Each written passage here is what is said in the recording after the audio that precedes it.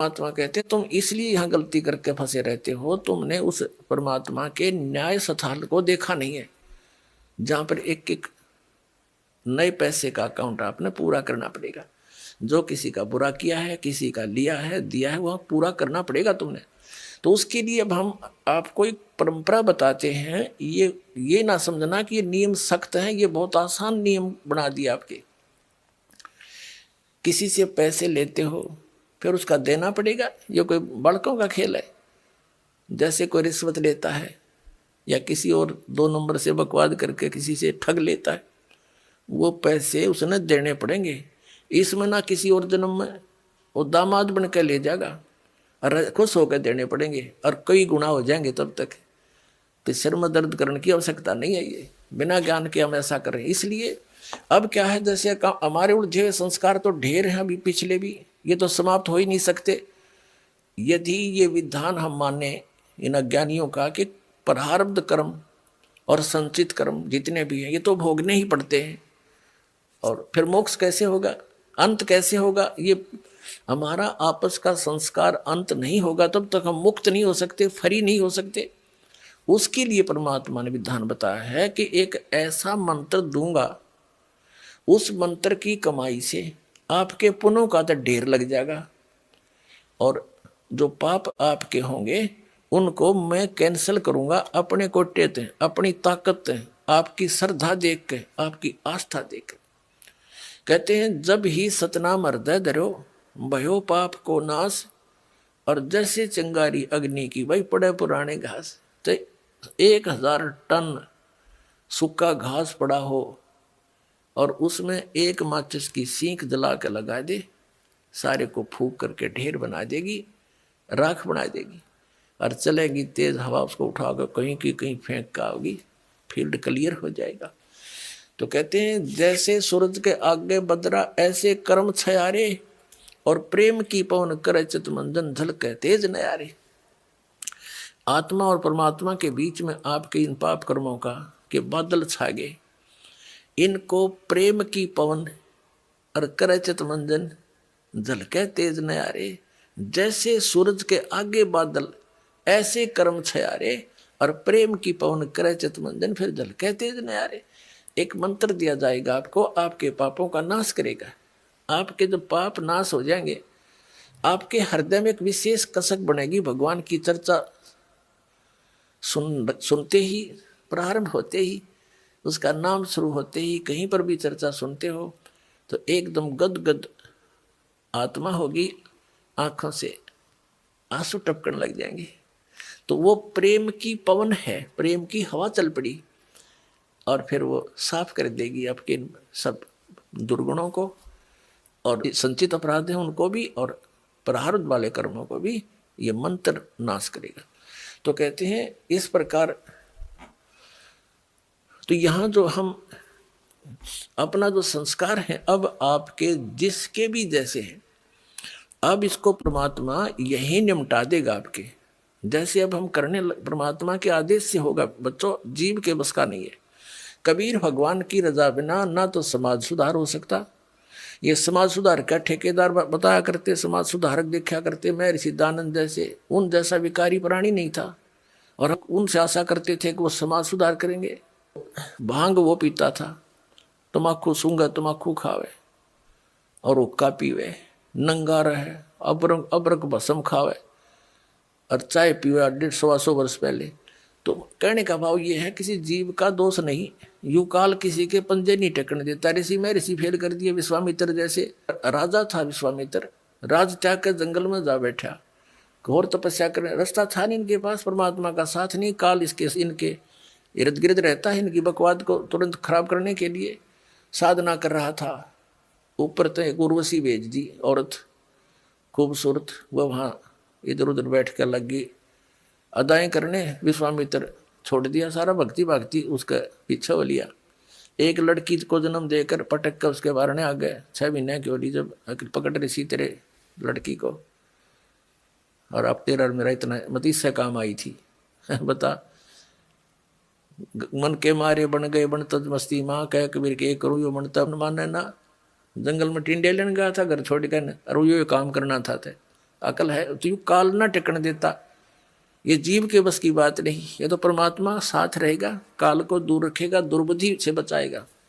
ऐसे ही इन महर्षियों ने कोशिश की समाज सुधारण की, लेकिन खुद ना सुधर सके और उनके खाक सुधारेंगे, तो इनके बस की बात नहीं थी। ये काल इतना प्रबल है। ये तो कहते हैं काल डरे करतार से, जय जय जय जगदीश, ये जोरा जोड़ी जाड़ता पगरद डार शीसे। कहते हैं काल डरे करतार से और जय जय जय जगदीश, और जोरा यानी मौत परमात्मा के जूते साफ करती है, और पगरज डार है शीश। कबीर परमात्मा के आगे कहते हैं ये मौत और ये काल है, उसके आगे करबद्ध हाथ जोड़कर खड़ा रहता है।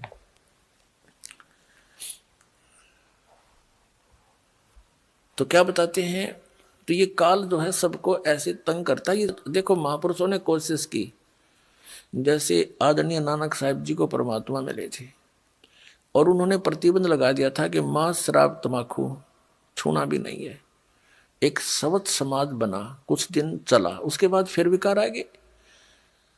तो ऐसे अब जो समाज तैयार होगा इसमें हजारों वर्षों तक विकार नहीं समाओगे। अब ऐसा समाज तैयार करेंगे हम।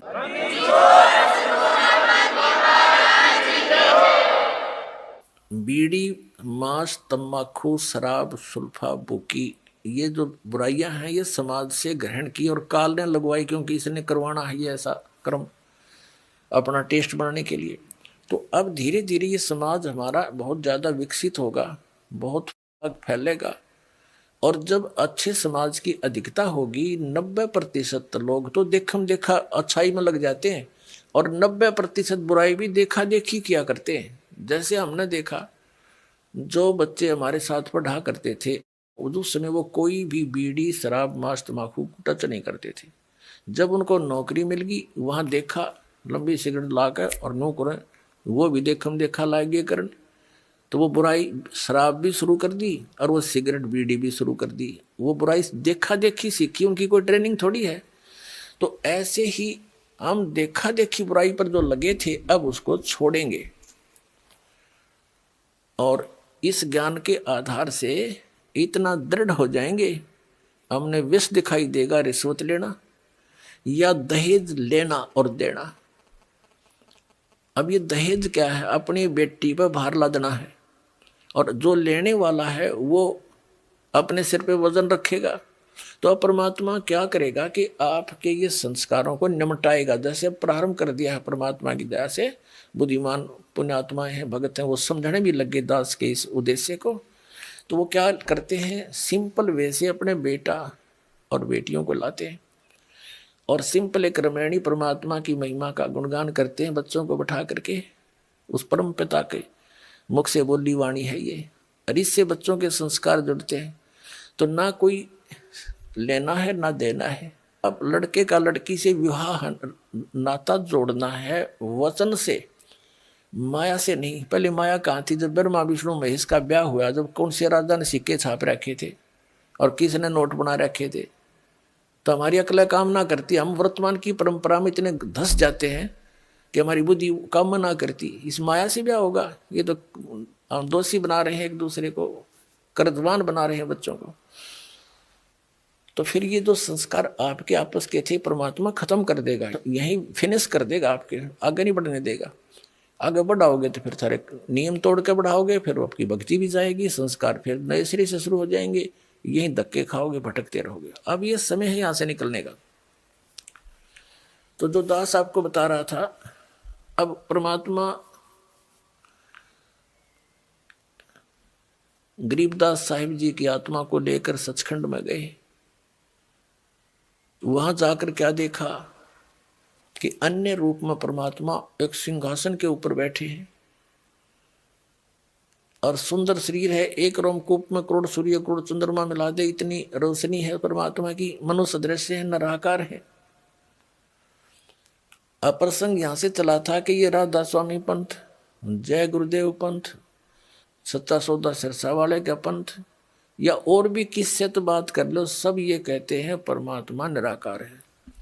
चाहे कोई राम कृष्ण का पुजारी है और विष्णु जी की मूर्ति रखे, हम भी ऐसे ही करते थे। फिर पूछते थे कि भगवान कैसा है, ये परमात्मा तो निराकार है, वो तो दिखाई थोड़ा देता है, उसका तो प्रकाश प्रकाश दिखता है। फिर श्री विष्णु जी की मूर्ति किस लिए रखी जब भगवान निराकार है? तो विष्णु जी क्या है? तो हमारा ज्ञान कोई आधारित नहीं था, हमारा जो ज्ञान है ये विचलित था, निराधार था। अब जैसे गीता जी अध्याय नंबर 2 के श्लोक नंबर 53 में 53 में कहा कि अर्जुन, जिसमें तेरी बुद्धि भिन्न भिन्न प्रकार के भ्रमित करने वाले वचनों से हटकर एक परमात्म तत्व के तत्व ज्ञान पर स्थिर होगी, तब तो तू योग को प्राप्त होगा, तब तो तेरे में भगत के लक्षण आवेंगे, तू योगी बनेगा, भगत बनेगा। तो दास आपको ये भिन्न भिन्न प्रकार के भ्रमित करने वाले वचनों से हटाकर और उस एक तत्व ज्ञान पर स्थिर करना चाहता है। उसके लिए आप जी को सभी धर्मों के धर्म ग्रंथ आपके रूबरू करता है ये दास, और जो उस धर्म के धर्मी वर्तमान के जो प्रवक्ता हैं, वचन करता है, या अब से कुछ 100-200 वर्ष पहले तक के आ रहे हैं, जो अपना अनुभव बना करके, जो उन्होंने सारे जीवन में जैसा भगवान को जाना, सदग्रंथों को जाना, अपना अनुभव वो अलग से बनाकर चले गए पुस्तक, और उनके अनुयायी उनके द्वारा अनुभव की पुस्तक को ये मानकर ग्रहण किए हुए हैं कि ये सदग्रंथों से मेल खाती हैं, क्योंकि उन पुस्तकों में उन्हीं महापुरुषों और सदग्रंथों के नाम लिखे हैं कि उन्हीं से भी हमने ये जाना और स्वयं अनुभव भी ऐसा किया।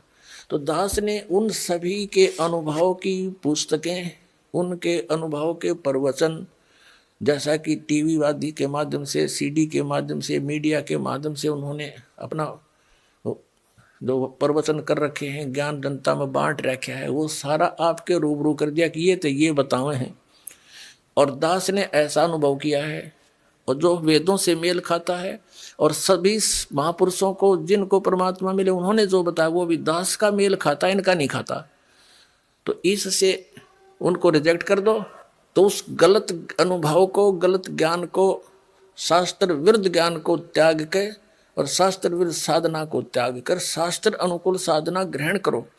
ये सारा कुछ प्रयत्न करके निष्कर्ष यही निकालता है दास कि आप उन सभी को त्याग कर, जो आपकी दिशा ठीक नहीं थी, वो शास्त्र ठीक नहीं थे, उनके अनुभव ठीक नहीं थे, वो संत अनुभवहीन थे, उनको परमात्मा प्राप्ति हुई नहीं, जिनको तुम परम धनी मानकर, महर्षि मानकर, आचार्य मानकर, शंकराचार्य मानकर उनके चिपके हुए हो, उनके पास यथार्थ आध्यात्मिक मार्ग नहीं है, आपका जीवन नाश हो रहा है। और ये प्रमाण प्रूफ देख लो। और इतना कुछ देख कर भी जो नहीं मानता है, उसके लिए परमात्मा कहते हैं वो चातुर प्राणी तो चोर हैं, जो अटपट करके दुनिया ने पीछे लगाए बैठे हैं। कहते हैं चातुर प्राणी चोर हैं, ये मूड मुग्ध हैं, ठोठ, इतना ज्ञान देखकर, प्रमाण देखकर भी उनके चिपके बैठे हैं, वो है मूड ठोठ बिना अकल के, और वो संतों के नहीं काम के, उनको दो गल जोट। तो परमात्मा कहते हैं कि वो फिर हमारे काम के भी कोई नहीं, वो वहीं वहीं मरे रहो, फिर और क्या इलाज है उनका। इतने प्रमाण देखकर और फिर विष खाने की तैयारी में, तो या तो वो नशे में है या कति मूढ़मती। फिर क्या बताते हैं कि जानबूझ साची तजय। एक भक्त ने अपने गुरु को कहा कि गुरुदेव आप संत हैं, और संत वही हो जो सच्ची बोले। पहले तो उसने उसको तैयार किया नो विवश करने को कि ये कदे अटपट ना कर जा। और भगत भगवान के मार्ग में झूठ बोलो, भगत कैसा? कहाँ बेटा बच्चा ऐसा ही है कि आप अपनी आत्मा से बताइए, जो पुस्तक ये मैंने पढ़ी है और ये आपके अनुभव के विपरीत है, या सच्ची है या झूठी। तो उसने कहा भाई तेरे को सच्ची लगती होगी, तू ग्रहण कर ले, मैं तुझे बाधा थोड़ा ही कर रहा हूं, मुझे तो अच्छी लगती नहीं। तो उनको कहते हैं जानबूझ साची तजय और करे झूठते ने ताकि संगत है प्रभु स्वप्न में बना दे। इसे दुष्ट के दर्शन भी नहीं करे स्वप्न में भी, जानबूझ कर। किस लिए? सिर्फ अपनी वो मेहनता ही ना छूटे, और कलगदा बनेगा वह मेहनता ही वहां छूटेगी, फिर मारेगा कड़ में लठ कुमार, डायमंड का बोरा कमर पर होगा। तो हमने जो भी संत महंत आचार्य ऋषि महर्षि शंकराचार्य संत हैं, ये सभी परमात्मा के लिए ही निकले हैं। अभी तक तो चलो जैसा भी हम धोखे में थे, संत भी थे और भगत भी थे। अब इस दास ने कति क्लियर कर दिया। अब इन संत महंतों ने या तो ये बताना चाहिए कि रामपाल झूठ बोला है, एक पॉइंट गलत सिद्ध कर दो मेरा, और नहीं तो अपना कल्याण कराओ। आओ, मान बढ़ाई क्या है इसमें?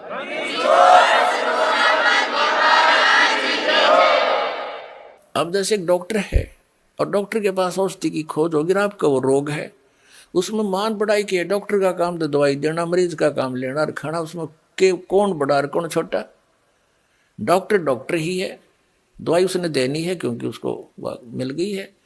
तो दास के पास इस जन्म मरण के दीर्घ रोग को नाश करने की वो यथार्थ औषधि, यथार्थ मंत्र हैं, जो आज तक ना ब्रह्मा जी को प्राप्त हुए, ना विष्णु जी को, ना शिव जी को, वो दास के पास उपलब्ध।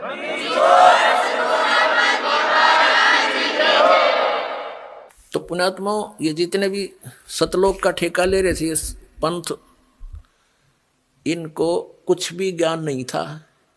हमारे वेद बताओ परमात्मा नराकार मनुष्य सदृश राजा के समान देखने योग्य, वहां से गति करके आता, अच्छी आत्माओं को मिलता है। वो परमात्मा 3 प्रकार से सबकी देखभाल करता है, धारण पोषण करता है।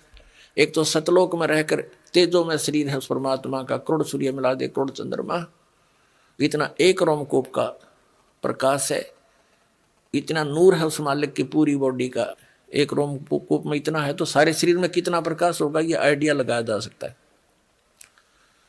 और दूसरी सतिथि में वो आते हैं, प्रत्येक युग में एक शिशु रूप धारण करते हैं, और कमल के फूल पर कोई रेत नहीं होता, गारा चिपकी नहीं होती, इसके स्वच्छ होता है, और उस पर शिशु रूप धारण करके, एक बालक का रूप धारण करके, नवजात शिशु का, उस पर विराजमान हो जाते हैं।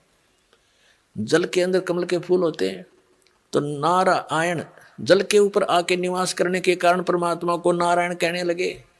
ये नारायण की जो परिभाषा है, ये उपमा कबीर परमेश्वर सत्य पुरुष के ऊपर है, लेकिन हम अन्य को भी फिर नारायण कहने लगे। जैसे भगवान विष्णु शेष नाग पर लेट गए समुद्र में, तो उसको नारायण कहने लगे। ये भी नारायण है, लेकिन रियल नारायण कोई वो कबीर साहब हैं। जैसे एक डिप्टी कमिश्नर भी साहब कहलाता है, एक कमिश्नर भी साहब कहलाता है, मंत्री को भी साहब कहते हैं, और मुख्यमंत्री भी साहब कहलाता है, प्रधानमंत्री भी साहब है, राष्ट्रपति भी साहब है।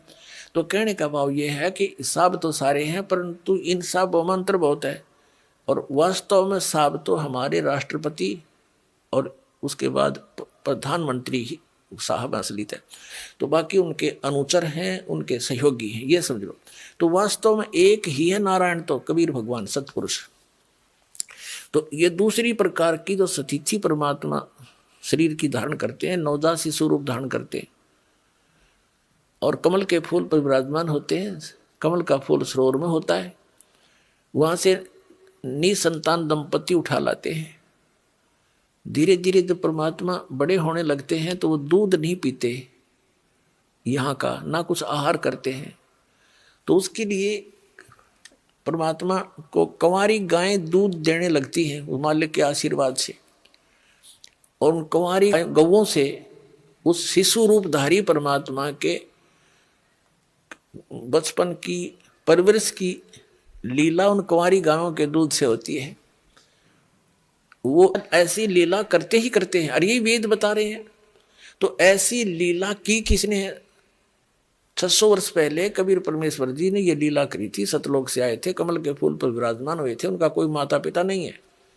वहां से नीरू नीमा नाम के 2 मुसलमान दुल्हा उठा ले गए थे, पति पत्नी थे, और वहां 25 दिन उन्होंने कुछ खाया पिया नहीं। उन्होंने चिंता बनी कि बच्चा मरेगा, तो परमात्मा की रजा हुई, एक साधु रूप में परमेश्वर के आदेश से एक साधु आया। वो थे भगवान शिव जी, वो पहचान नहीं सके उनको, उन्होंने बताया कि कुंवारी कबीर परमात्मा को गोदी में लिया शिव जी ने संत रूप में, तो परमात्मा बोले थे कि इनको कहो, नवजात शिशु 25 दिन के बालक बोल रहे हैं कि महाराज जी इनको कह दो एक कुंवारी गाय ले आवें और उसको दूध देगी, आप थपकी लगा देना, उसके कमर पर आशीर्वाद देना। ऐसा ही किया गया, वो कुंवारी गाय दूध देने लगी, कबीर परमात्मा पिया करते थे। ऋग्वेद मंडल नंबर 9 सूक्त नंबर 1 मंत्र नंबर 8 और 9 में यह सतिथि बताई है कि सर्व उत्पादक प्रभु सब पापों का नाश करने वाला वो 3 प्रकार से की शरीर की सतिथि से हम सबका धारण पोषण करता है। तो दूसरे प्रकार की ये सतिथि ये नवजात शिशु रूप धारण करके आते हैं। फिर धीरे धीरे जो कुंवारी गाय के दूध से उनकी परवरिश की लीला होती है, फिर धीरे धीरे बड़े होते हैं तो छोटी उम्र में 5 वर्ष की आयु में ही बड़े बड़े विद्वानों के छक्के छुड़ा देते हैं, क्योंकि वो उपदेश करने के उद्देश्य से यथार्थ ज्ञान देने के लिए ही आते हैं। 600 वर्ष पहले परमात्मा आए थे, 120 वर्ष तक ये रहे और ये लीला करके चले गए थे, ये तत्व ज्ञान का प्रचार कर गए थे। और आदरणीय धर्मदास साहिब जी ने लिपिबद्ध करके कबीर वाणी, कबीर सागर, कबीर बीजक ये ग्रंथ बनाए थे। वो आज दास के पास उपलब्ध हैं। उनके रहस्य को भी परमात्मा ने दास को ही समझाया है। ये कबीर पंथी जो पहले वाले नहीं समझ सके, जिस कारण से ये गलत नाम जाप करते रहे।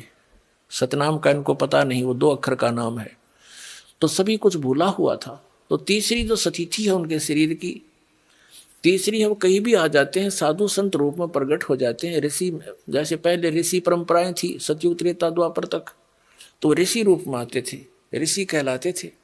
सतयुग में सत्सुकृत ऋषि, त्रेता में मुनिंद ऋषि, द्वापर में करुणा में ऋषि, और कलयुग में संत मता चलाया परमात्मा ने। तो कलयुग में कबीर संत, कबीर जी को कवि भी कहा करते थे। ऋग्वेद मंडल नंबर 9 सूक्त नंबर 96 96 के मंत्र 16 से 20 तक की समस्या हल कर रखी है, स्पष्ट कर रखा है कि हे परमात्मा आप अपना गुप्त जो नाम है रहस्य वाला वो बताओ। तो 17वें श्लोक में बताया है कि वो कबीर देव है उसका नाम, और कवियों की तरह आचरण करता है। उस तत्व ज्ञान को कवि तव से यानी पद्य भाग में बोल बोल के लोकोक्तियों के माध्यम से उच्चारण करता है, जिस कारण से वो एक प्रसिद्ध कवियों की भी उपाधि प्राप्त करता है। लेकिन वो होता है कबीर देव भगवान, वो अमर पुरुष होता है, सतपुरुष होता है, और वो सतलोक में रहता है, तीसरे भाग में, तीसरे लोक में, मुक्ति धाम में विराजमान है, सतलोक में। वहां से गति करके आता है। वही परमात्मा ऊपर से, सतलोक से ऊपर चौथा लोक है, उसमें भी विराजमान है। और जहां से सबकी उत्पत्ति हुई है वो मूल स्थान है अकह लोक। और वो परमात्मा ऐसे आता है जैसे मनुष्य सुंदर शरीर धारण कर लेता है, ऐसे मनुष्य जैसा शरीर यानी वस्त्र धारण कर लेता है, ऐसे वो परमात्मा अन्य रूप बना करके यहाँ आता है। तो ये लीलाएं की किसी ने, कबीर परमेश्वर ने। तो अब जैसे कलयुग के अंदर उस एक महात्मा रूप बनाकर, संत रूप बनाकर आए जिंदा महात्मा का, तो किन किन को मिले? आदरणीय धर्मदास साहिब जी को मथुरा में जिंदा रूप में, जिंदा वेश में, साधु के वेश में।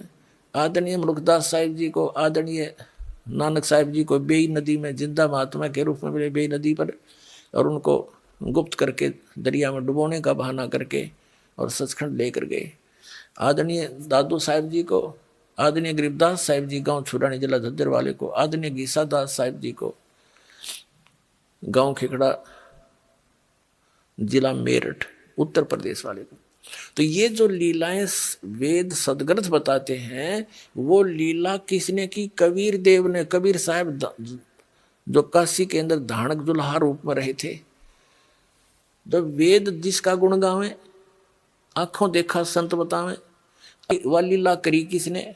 कबीर साहब ने। तो हु इज गॉड? कबीर दुल्हा धानक, कबीर इज गॉड, वो कबीर परमात्मा है।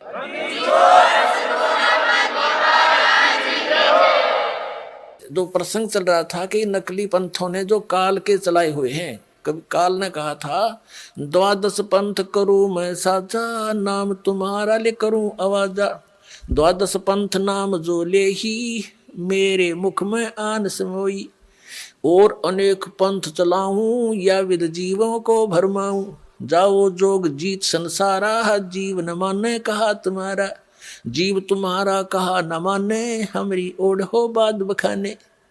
और वही हो रहा है। भगवान आए कबीर साहब, उद्मस्तार दिया नकली ऋषि में, ऋषि आचार्य और शंकराचार्य और इनके चेलिया ने। ऐसा जुल्म ढाया था भगवान के, फिर पूछो मत। अगर वो कहानी आपको सुनाने लग जाए तो आंखों से आंसू नहीं सूखे। दास की तो सूखती नहीं, क्योंकि इसे परिचित हो गया, क्योंकि उस संघर्ष से दास भी आगे बढ़ रहा है, उसी में से गुजर रहा है।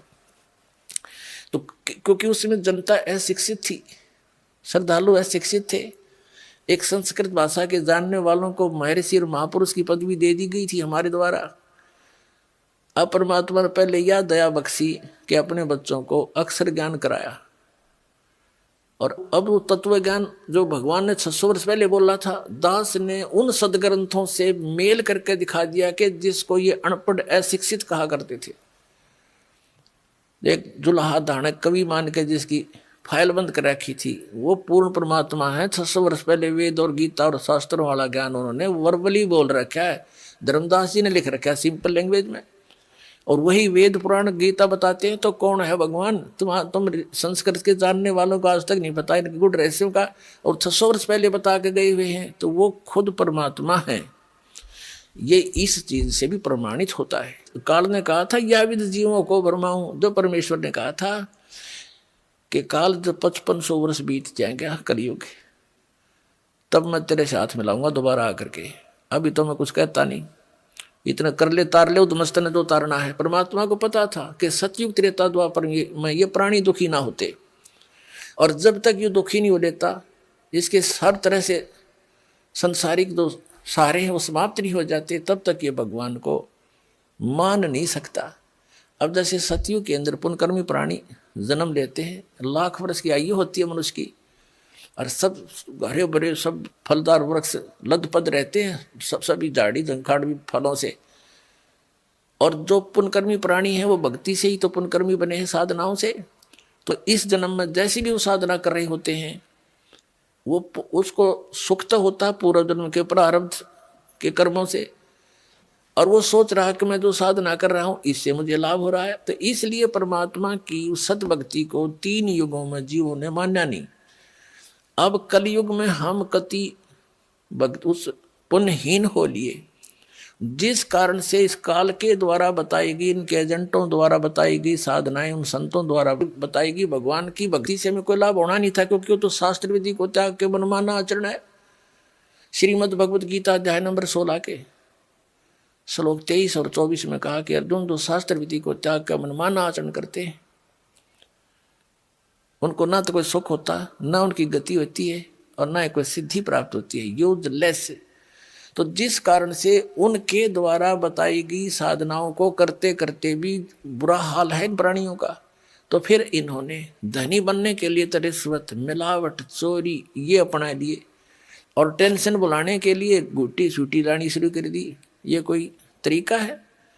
अब जो भगवान से हम इच्छा करते हैं, भगवान हमें सब कुछ दे सकता है, तो वो देने वाला भगवान का ज्ञान नहीं। कौन सा परमात्मा जो सब कुछ दे सकता है और सब दुखों का निवारण भी कर सकता है, उसकी तो हमारे को झलक भी नहीं लागने दी न ज्ञानियों ने।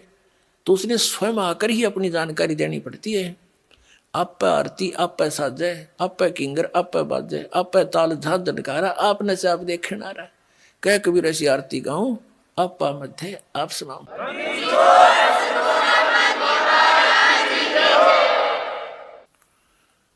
तो उस परमेश्वर ने आकर के स्वयं जानकारी दी, आपको शिक्षित किया। पुण्यात्माओं, इस शिक्षा ने आपको दूना डबोया है, आपको इतना कंडेम कर दिया। थोड़ी सी शिक्षा पाके कोई अफसर बन गया, उसमें अभिमान का अंत नहीं। मंत्री बन जाए, एमएलए बन जाए, पूछो ना के बन गया, और मुख्यमंत्री बन गया, या कोई अन्य शिक्षा ग्रहण करके अप टू डेट बन के और पता नहीं क्या बन जाता है। तो ये अभिमान आ गया हमारे अंदर, श्रद्धा खत्म होगी, आतिथ्य गया हमारे से, यानी हम चतुर बन गए, कपटी बन गए, माया माया जोड़न में दिन रात सकीम बनाए जाए।